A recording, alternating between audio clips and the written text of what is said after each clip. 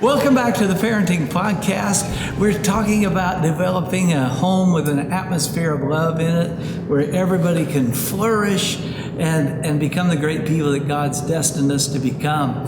And there's one thing I want to touch on this week, and that's this thought about moodiness and being self-centered and discipling that out of our kids. The whole thought of the fact that moodiness is in a child is something that the parents need to address and discipline out of their children.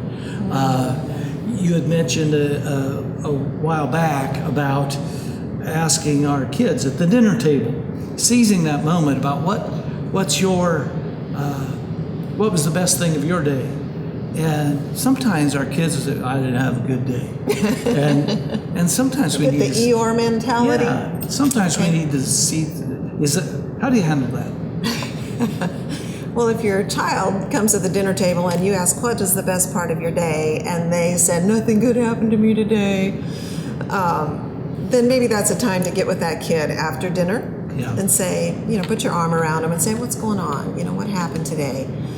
But if that becomes the constant, like that child always sulks about their day, then that's a whole nother issue. Yeah. And then that child is just using that opportunity for extra attention. They're capitalizing on a victim mentality to get extra attention from you and just sulking on purpose. And so what we're trying to do is train our children to be grateful and thankful and find positives in every day. And so if that child is continually that way, then that's a great opportunity to recognize this child needs some training and some affirmation in the positives of their day, so that they can move forward and not be a moody, sulky person. That's going to harm them in the long term. They're not going to be a good workplace employee if their attitude is bad, if they come to work every day and sulk. It's going to limit their potential for promotion. That's not going to go well with them. They're not going to have a good friend experience if they're sulking in a corner all the time. So it's your job as a parent to begin to nurture them and train them out of that. That's a choice that they're making. Having that intolerance toward other people, that chip on their shoulder attitude, that's a choice that they're making.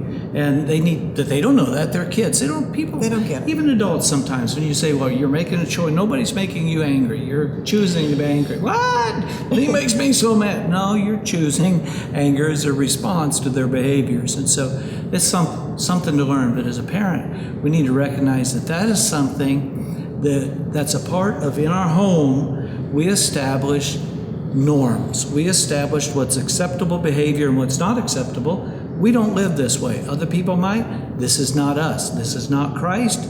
This is not the way Christ would have us live.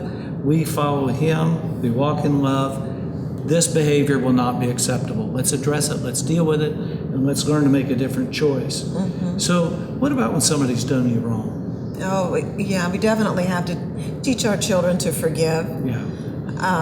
They have to learn to let it go. They have to learn go to God. You can pray with your children. Let's pray and let's forgive them for what they did. Yes, it was wrong what they did. That's okay to acknowledge. But we're going to forgive them and let God deal with it. Right? And so you have to train your children to do that, or they're going to go through life with that victim mentality. They're going to start to be talking back to you because they're angry and all of those things. They're going to carry those attitudes through their day, and you don't want them to do that. That's not healthy for them, just like it's not healthy for us. We need to know what to do next, and our children need to know what to do next. So we can train our children to be quick forgivers. Yeah, in 1 Corinthians it says that love does not seek its own. So love in us, we're not self-centered, we're not easily provoked, we don't think evil. We don't hold on to things and keep a list of things others have done to us. We forgive it and let it go. And parents, set those boundaries in your home. Have a great week. The Lord's going to help you with this, and you're going to get this. You're going to do this thing well.